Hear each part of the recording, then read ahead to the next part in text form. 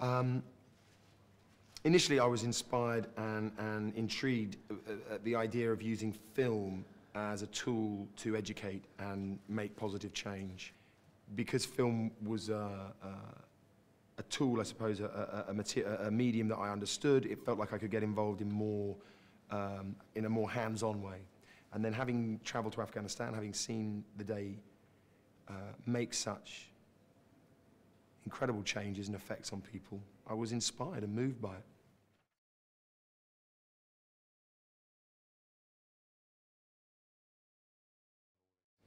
Wow, there are so many memories I have. From, you know, talking to children on the side of the road in Afghanistan, meeting a little boy who was sort of wandering alone out of nowhere. Actually, I seem to remember he came out of what looked like a minefield, actually, because I remember seeing like a sign saying not to go into that area, and he sort of wandered out of it and didn't even know what the word peace meant. I remember also being in Afghanistan and meeting a school full of girls, some of whom had been shot at by the Taliban, who had this sense of just this will to still go to school, still be educated, and still find the hope to build a peaceful community. And then hearing that in 2008, the year after we had gone there, the people had sort of instigated their own, they'd taken it on board, they didn't need our reminder, they'd taken it on board and they celebrated Peace Day thereafter on their own back. And then from that to coming to Cannes with you and being bombarded by photographers and seeing your face, and the screening on the beach in Cannes, that was a really great experience. And all the wonderful concerts, the musicians I've met, and what fun we've had. And also, to be honest, the future is very exciting to me, and where we're going next.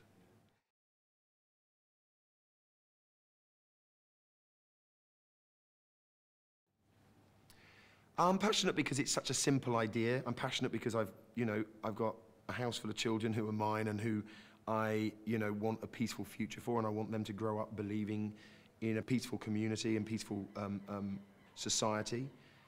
I think the simplicity of the idea is its power, and once you pose that question to yourself, the fact that we now have that day and it should be recognised by all seems to me so straightforward, and I've also seen the results.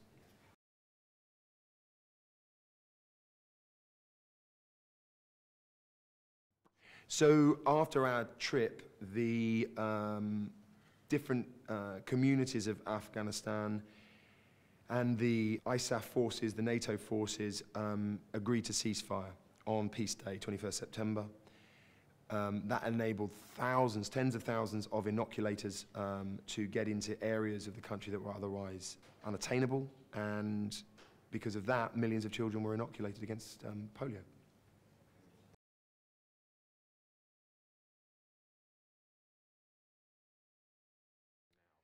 Well, having gone to Afghanistan and seen and been a part of such a positive response, the idea of going somewhere else and initiating action and hopefully inspiring another country that has had, I think, 20 years of devastating war and huge numbers of loss of life is incredibly exciting. It's also daunting.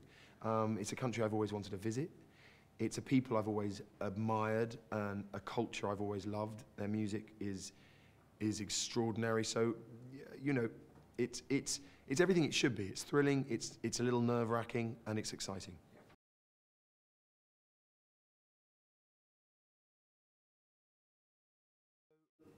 That we have been allowed and are now in the process of organising a Peace One Day concert in Goma, in the Democratic Republic of Congo, is exciting enough. The fact that we got Akon, who is the biggest star in that continent, who is also known in the Western world, is just perfect. It's all coming together to be possibly the most exciting one yet. But Akon's role in particular is very exciting. It really means, I think, it'll hit the right kind of people, the right age group, and should generate some massive activity.